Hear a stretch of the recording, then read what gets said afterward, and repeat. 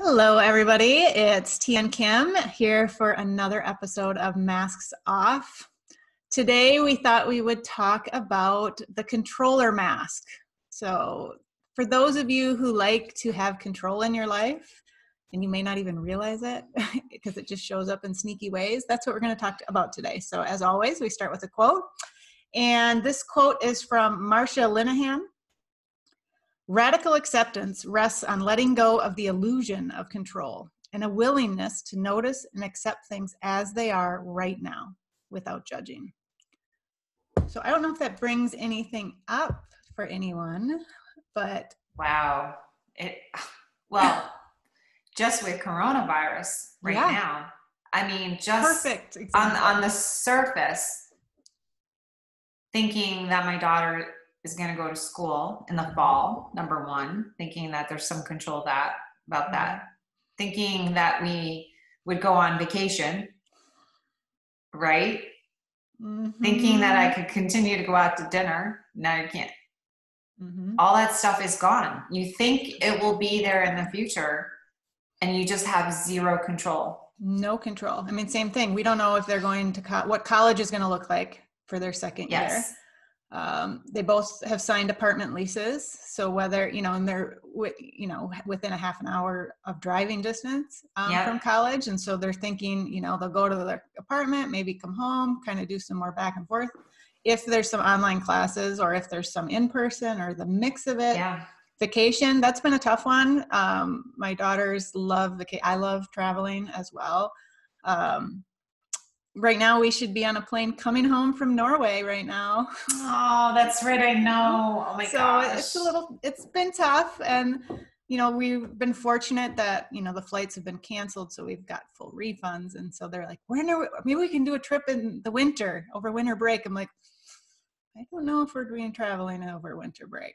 Yeah. Because that's flu. And, we don't know not that it would have stopped. Flu wouldn't have stopped us before, but now we don't know. And, it's all that uncertainty. And so all we can do is flow with it and accept it. And the reality, like you said, even though some restaurants are opening up around here, I think it's 25% reduced capacity. I'm not comfortable personally sitting inside in a restaurant.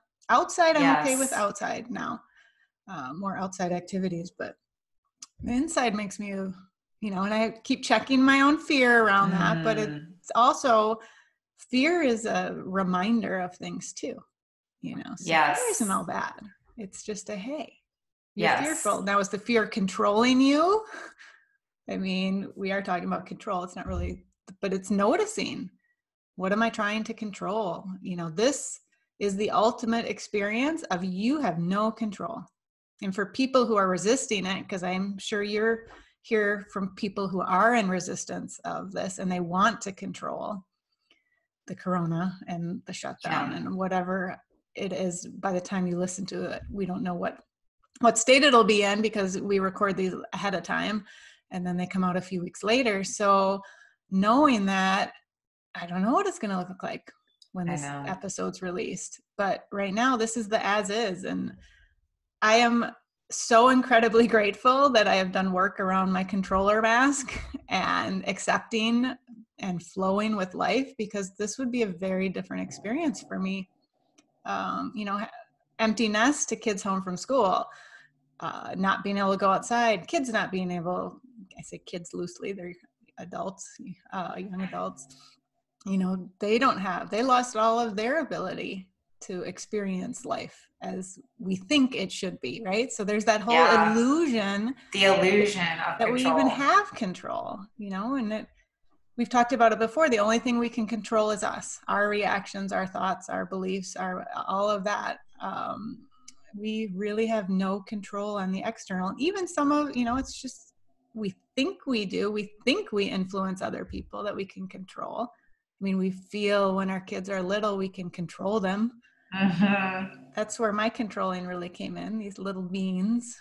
It's like, well, I can decide when you eat. Where now they get up and they eat when they want to. I mean, we tend to eat dinner together, but everything else, it's like you're eating a huge meal at 3:00 in the afternoon. That's an interesting choice. And I just catch myself.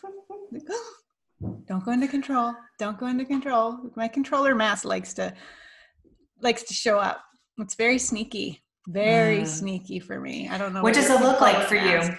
What's What does it look like for you when you are controlling? Do you go into My judgment? controlling mask often will show up as helper. Let me help you. I mean, my kids tell me that all the time.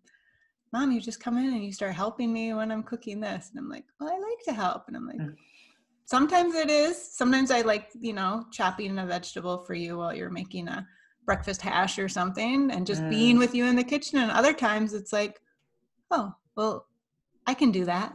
Let me do it for you. Yeah. When in reality, it's not control in controlling another. It's control in maybe I want you to a response. Yeah. You're trying to get a reaction or a response. Not again, it's not conscious until I make it conscious, but it's sneaky. It's a sneaky little thing. It gets me. It definitely gets me. And I mean, I'm sure I'd be still thought of that I'm controlling, and I still have those moments. Don't get me wrong, but boy, I am not like I was. Not like I was. But me my too. kids will remind me. Yeah. Mom, you were kind of a control freak. Yeah. I know. I get reminded too all the time.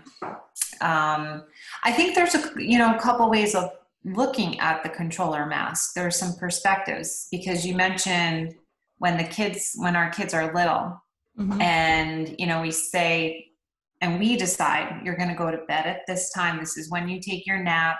Right. And, we can even, if you behave really well and do this, then you can have that. I would always say to my kids, they would ask for something. I say, okay, well, if you do this, then you can do that, right? Grandma's rule, right? Yes. Remember how it was called? It's grandma's rule. Yes.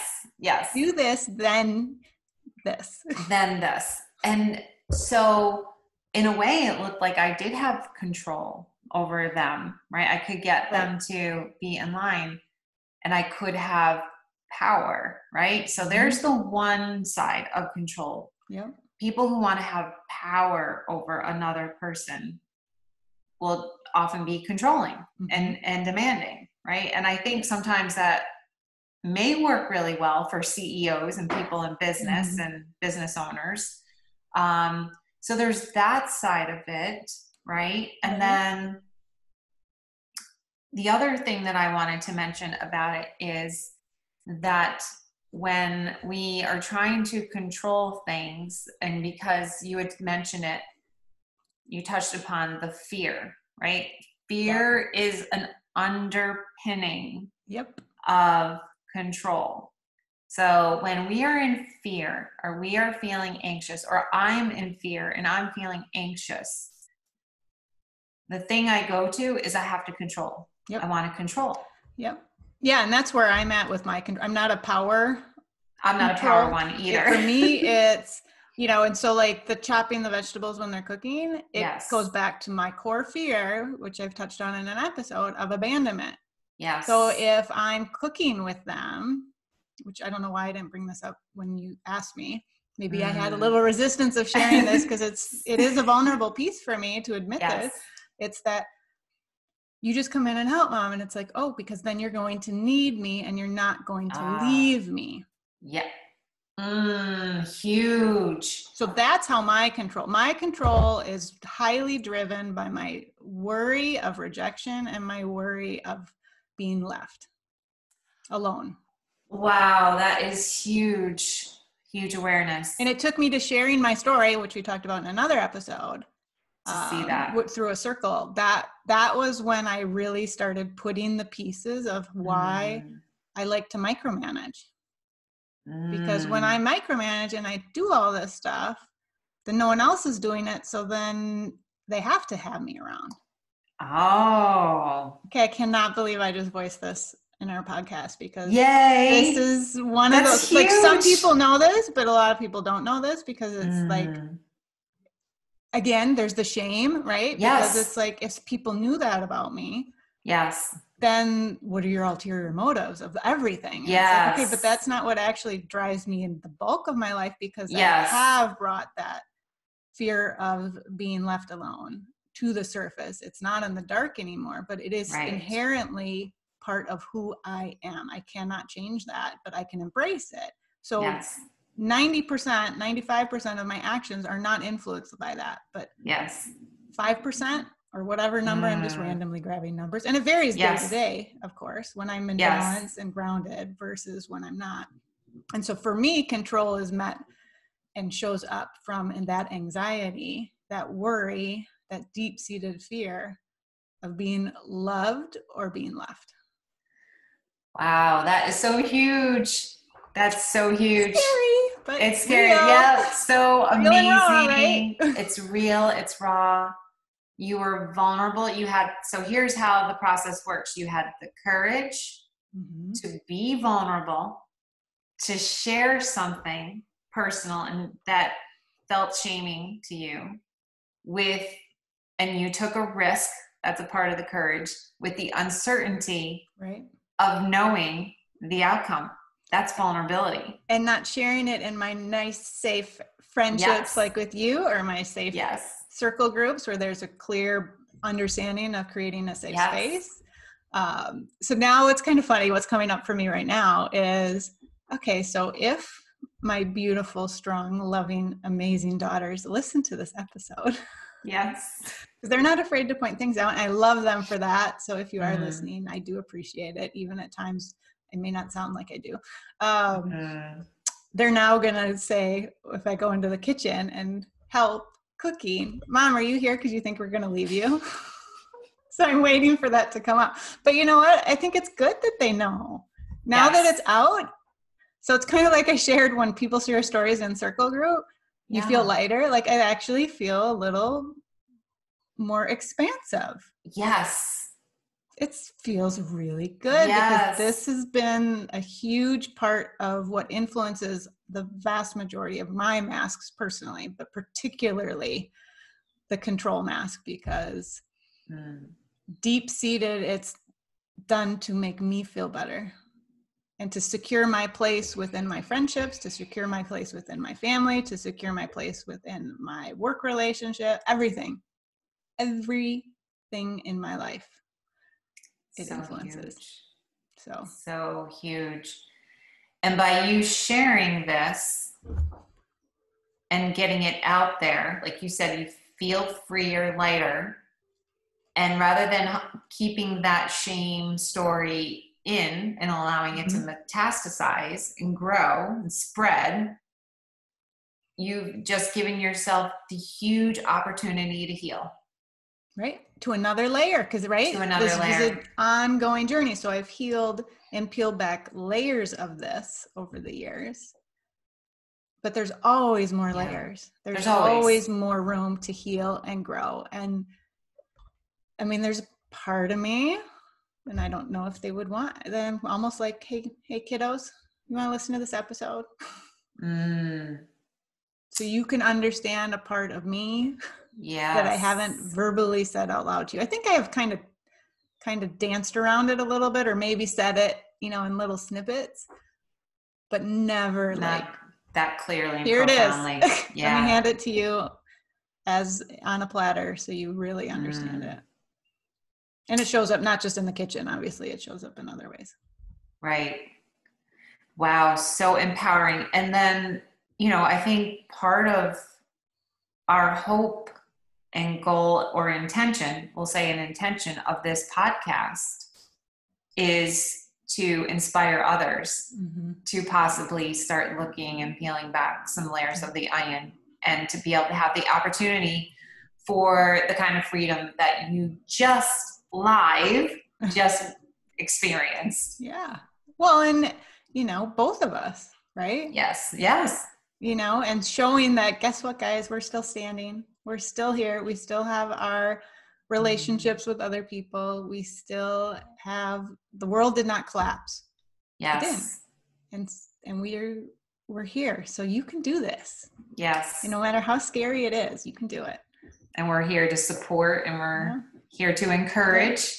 And Yeah. there's So plenty of other people out there who do the same. So it's, yes, we're not just saying us, we're saying anyone. there are so many people who do this work. Absolutely. I think, when I think about your story and I'm thinking about how does it show up for me, and mine is underpinned by fear as well. And it's fear of things.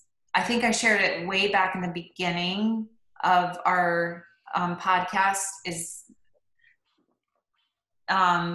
my loved ones or people being in pain, right? And witnessing their suffering. So I feel like if someone's behavior is out of control, or my behavior is out of control, or anything that seems like out of control, that's a scary feeling for me and creates a lot of angst. So then I have to go into how can I fix it to make that feeling of being out of control, or that feeling of powerlessness. What can I do to, and I can remember one of the things that I did when I was young is I was super meticulous with my room. Like I organized things, right? Yeah. So if I felt like my outer world felt out of control, right?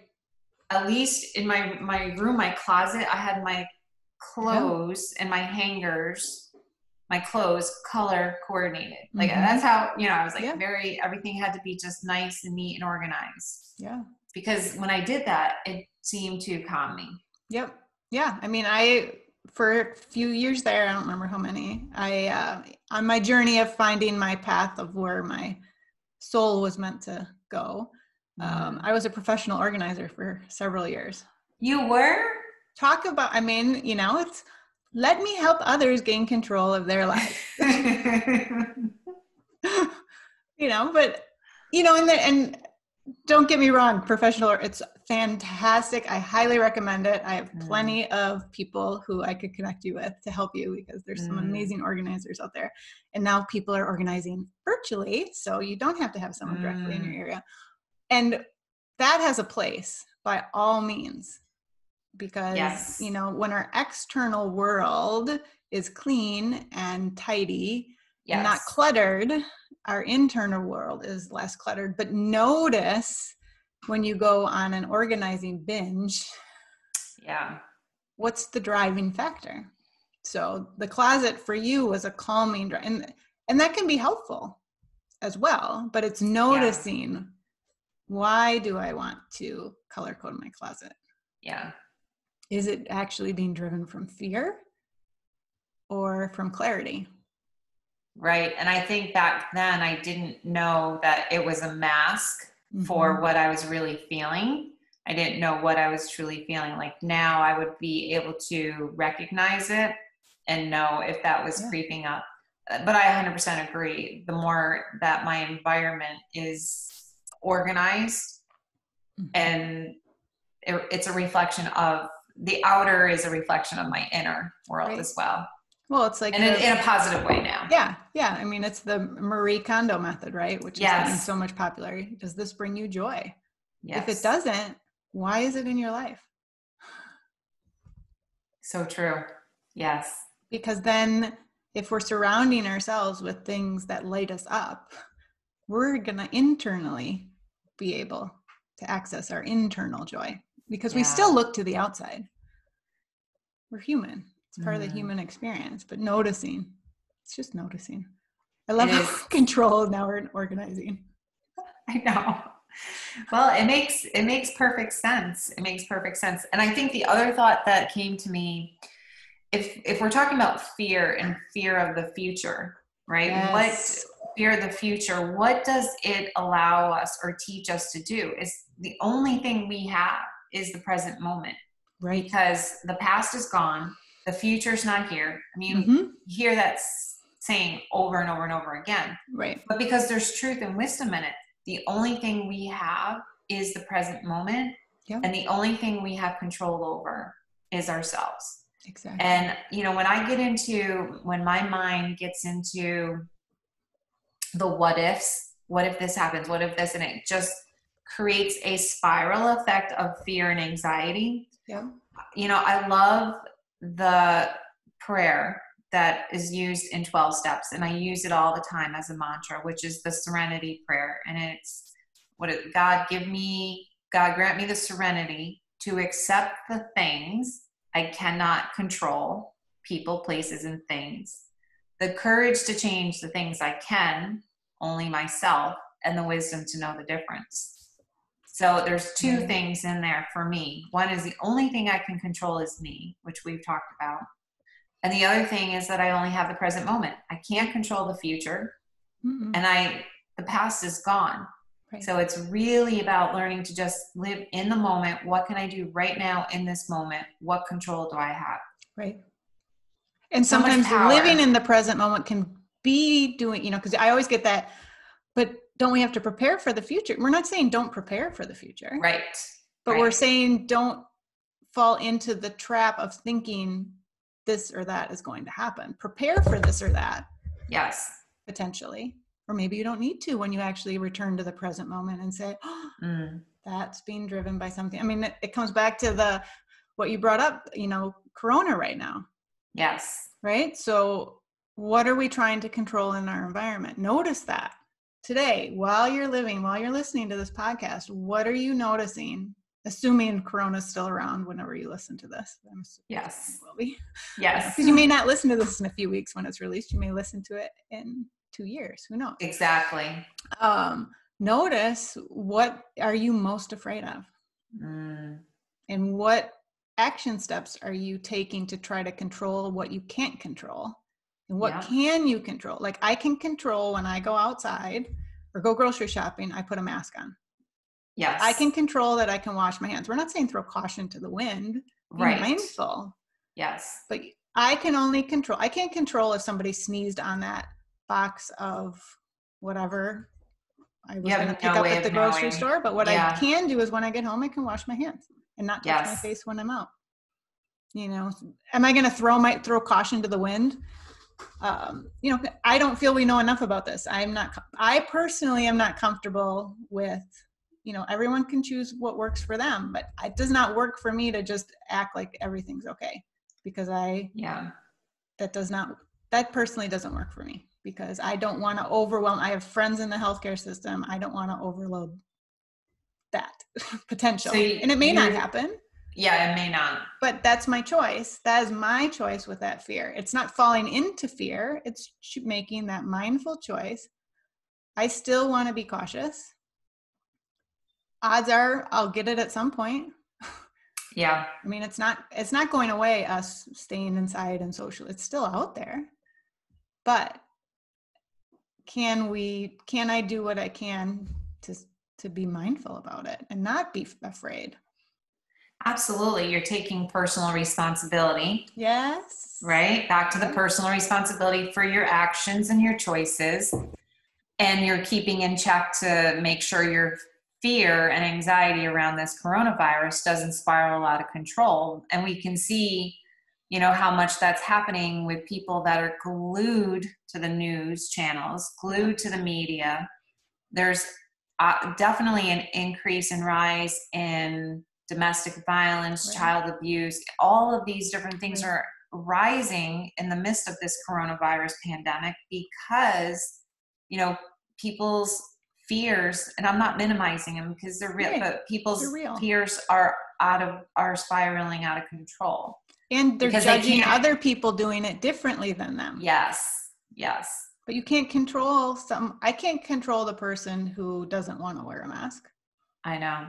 You have zero control over other people, places, or things. Me going up to a stranger and telling them to put on a mask is not something I want to do. Yeah. Because I can't control them. Exactly. So right. For you me, don't have. That's not where I'm going to go. And even if you did, you don't have authority over another person. Bottom line, you don't have authority over other people. So yeah, I think that that's a really good point to bring in, that you can just take personal responsibility. And and it's not saying, if let's say I were to get it, you can't pinpoint where you get it. No, you can't blame, because people do that. Oh, that person was coughing and they came here. You don't know. They could have had something stuck in their throat. You don't know Yeah. that that person got you sick. You don't know that going there got you sick. You have no idea. So pointing the blame on other, it's kind of that accepting the as is. If I were to get it, I got it. That's the as is. Yeah. I can't change it. I can't control it. So if we were to take a look at, like, if we're talking about fear is the underpin of why we can control, what are the big things that we fear in general? Well, the ultimate is the fear of dying, especially with this coronavirus, right? And not only dying, but dying alone. We see that happening over and over again. So that's huge. And that's a real concern and a real fear. And I think the other one is when we want to control things, it's feeling powerless. We don't want to have that feeling of being powerless. Right. But the thing is, we do have a lot of power.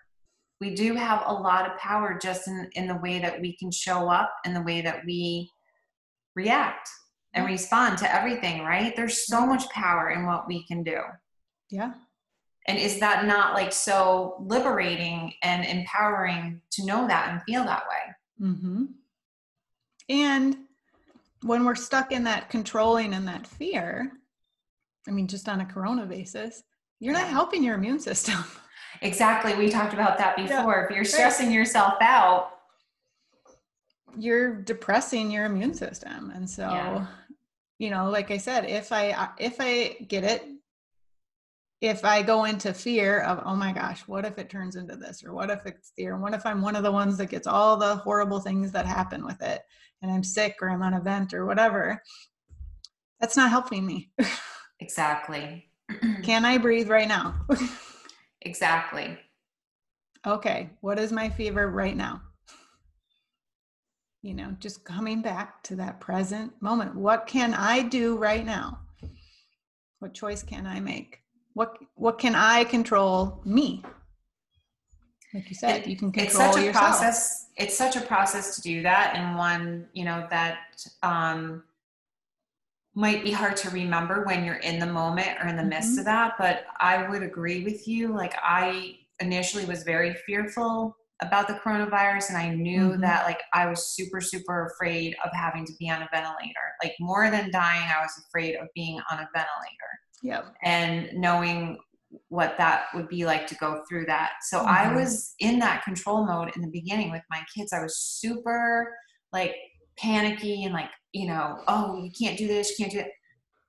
And then I just said to myself, because I was making myself really worked up, I said to myself, okay, take a deep breath. Yeah. Right now, I'm not on a ventilator. Right now, I'm healthy. I'm okay. In this moment, I'm breathing on my own just fine. And I will do my best to make sure that I wear a mask, clean my hands, do what I can control. And knowing, it's about having a knowing and an inner strength that if that situation came up and I was in that place of having to be, I would be okay. I would get through it. What's meant to be will be. The as is the as is, and I will deal with it in that moment, and I will be given the strength that I need to get through. I think it comes down to trust. I think it comes down to trusting myself and the universe that I can get through anything. Yeah. Right? Because that's and even if the ultimate outcome is what we all fear. Yes. That's included in what you just said. Absolutely. Yeah. It's complete. Even if I end up on a ventilator from this coronavirus, I will trust myself and the universe that I will be able to handle it. That's, for me, what my core issue was growing up. Thinking I could never handle whatever would come along. Just thinking I couldn't handle situations. So that's why I would get so scared when I would see something awful happen, especially around sickness, people getting sick or being in the hospital. Or, you know, when I was in high school, my dad, I was a senior and he got diverticulitis. and he was in the hospital. He was really sick. He was in the hospital for a while, and he had a colostomy bag and everything. And I just remember being so scared when I would go in the hospital and see him like that. And then I was like, okay, so that was when I was 17 and I was triggered by that. But when I actually went back in some of the hypnosis work that I do to see what the original like scene was or experience that I had, it was when I was 5 years old. I was pretending I was at my grandmother's house with my cousins. We were playing house, and I had just made dinner, and I had made dinner from these things off of a pine tree. Like I pulled branches off the pine tree, and I took a piece of it to pretend I was eating. And I must have just breathed in too hard and accidentally swallowed the piece of the pine off the pine bush. And it got caught in my throat. And I was choking, and I was like throwing up blood. And, it was just like going on for a half an hour. And I remember everyone around me in such a panic. One aunt was saying, give her milk, give her bread. My mother was standing beside me. She was pregnant with my sister. She was like, oh my God, and I just hear all these people around me being so like panicky and scared. And I'm thinking, I thought I was 5. I thought I was going to die. Wow. So like that was that whole powerless, out of control feeling. Wow. Right. Of being helpless. And so I didn't trust myself or anyone around me that I was, going to be okay. And I obviously, as they were taking me to the hospital, it came up and I was okay. But I think that was an initial, So see how that one experience can imprint so much. It created an imprint for many years to come of how I reacted and behaved around people who were sick. Yeah. And around illness. And you're just reinforcing that story over those years. Over and over. Did you have a memory of that before hypnosis? I do, or I did, but it wasn't in my conscious mind all the time. It really, I think I could remember that it happened, but when I went into my subconscious mind where everything is stored, that's when it became very clear and vivid to me, and how the feeling that was attached to that experience, how that played out in so many other experiences in my life. Amazing, isn't it? Yeah. And so I was able to heal that within hypnosis. So that's the thing too, is with all of this work, and maybe this is a place to wrap up, is just noticing that these patterns, it's not like you consciously chose that pattern. Yeah. Just like the listeners, you didn't start out creating these fears and these worries. They just happen to you.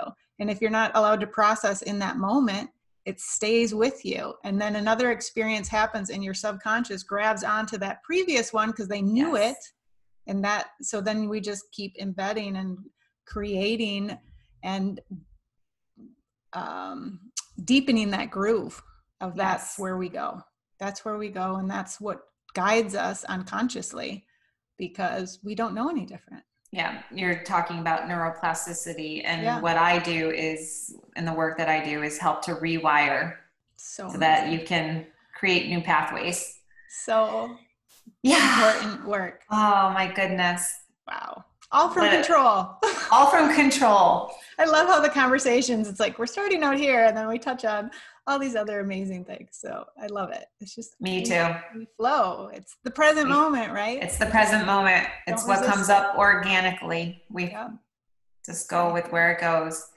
So thank you everyone for listening to our episode on the controller. All right. We'll see you, or we won't see you if you're listening on podcast, but looking forward to having you joining us on the next one. Have a good day. Have a great day, everyone. Bye.